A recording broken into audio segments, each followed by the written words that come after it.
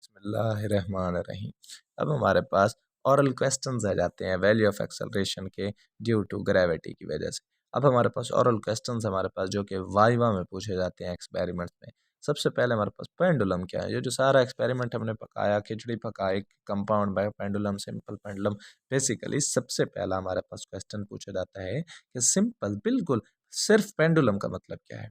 A simple pendulum consist of a heavy particle.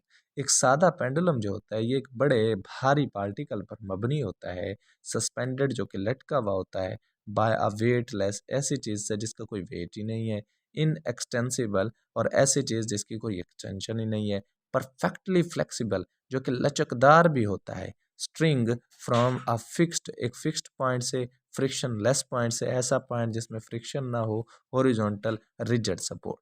Number 2 question number है हमारे पास, simple pendulum क्या होता है। A simple pendulum can not be realised, हम सिंपल पेंडुलम को महसूस भी नहीं कर सकते इन पार्टिकल के अंदर, बिकॉज क्योंकि neither we can get a single material, बिल्कुल ना तो हम कोई सिंगल मटेरियल ले सकते पार्टिकल, और ना ही कोई वेटलेस ऐसा स्ट्रिंग ले सकते हैं जो कि इनएक्सटेंसिबल वेटलेस हो।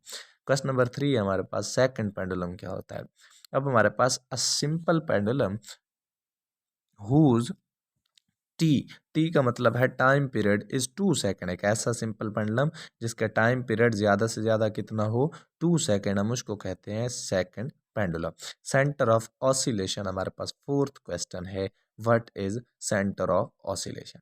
Centre of oscillation is a point on the line, ये हमारे पास लाइन पर एक पॉइंट होता है, joining the point of suspension and C G, जो कि सस्पेंशन के पॉइंट को और सी जी को आपस में बॉन्ड करा रहा होता है, लिंक्ड करा रहा होता है, ज्वाइंट करा रहा होता है, सिचुएटेड एट द डिस्टेंस, जो कि डिस्टेंस पर ही मबनी होता है, वाक़ होता है, which is equal to length of equivalent simple pendulum, जो कि सिंपल पेंडुलम की इक्विवेलेंट लेंथ के बराबर होता है, from the point of suspension, suspension के पॉइंट से।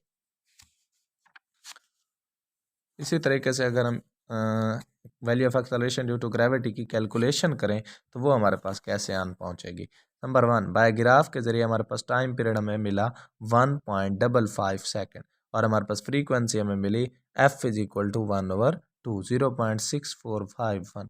लेंथ ऑफ ए सी की वैल्यू, अब हमारे पास ए पॉइंट है 40, सी है 20, इन दोनों का सम निकालेंगे तो 60 सेंटीमीटर। इसी तरीके से हमने कहा था ए सी बी और डी पॉइंट्स होते, तो बी डी की हमारे पास लेंथ, वहाँ पास ए की 40 वैल्यू थी और सी की 20, यहाँ पर बी की 20 वैल्यू और डी की हमारे पास आ जाएगी 40 वैल्यू। इसको सम करेंगे तो ये भी 60 सेंटीमीटर। एल होता है, L is equal to A C plus B D over 2। A C की वैल्यू 60 पुट कर देंगे फॉर्मूला में, बी डी की वैल्यू 60 पुट कर देंगे फॉर्मूला में, 60 प्लस 60 करेंगे, that will be equal to 120, and which is divided by 2, तो 120 ओवर 2 करके देखें, that will be equal to 60 centimetre. Now अब क्या करेंगे, अब हमारे पास सिंपल सा जो फार्मूला था उसमें पुटिंग आ जाएगी, G is equal to 4 pi square L over T square. Pi की वैल्यू होती है 3.14, वो हमने पुट कर दिया कांस्टेंट।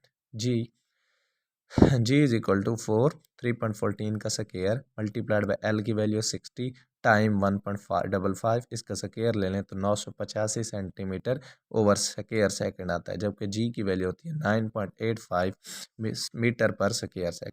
अब कैलकुलेशन पार्ट ए के लिए करेंगे और कैलकुलेशन पार्ट बी के लिए। सबसे पहले होल्स नंबर देखेंगे 1 2 3 4 5 6, और यहाँ पर सीरियम S1 देखेंगे जो कि हमारे पास डिस्टेंस 1 है, 46 है, 41 है, 36 है, 31 है, 26 है, 21 है। पार्ट ए कर रहे हैं हम लोग। और S2 को देखेंगे 46.1, 41.1, 36.1, 31.1, 26.1, 21.1। हमने S1 के अंदर 0.1 का इजाफा कर देना है, 0.1 का 0.1। अब मीन देखेंगे तो S1 प्लस S2 ओवर 2 करें, 46.1 प्लस 46 करें और इसको 2 पर डिवाइड करें तो बनता है 46.05। इसी तरीके से 41 प्लस 41.1, इसको सम करेंगे तो 41.05। इसी तरीके से नीचे 36.05, 31.05, 26.05, 21। अब हमारे पास टाइम पीरियड आ जाएगा जो कि S ओवर 2 के बराबर 2.3025, 2.0525, 1.8025 और 1.5525, 1.3025, 1.0525 और ये हमारे पास 0.8025 ये S/20 से हमें मिला था।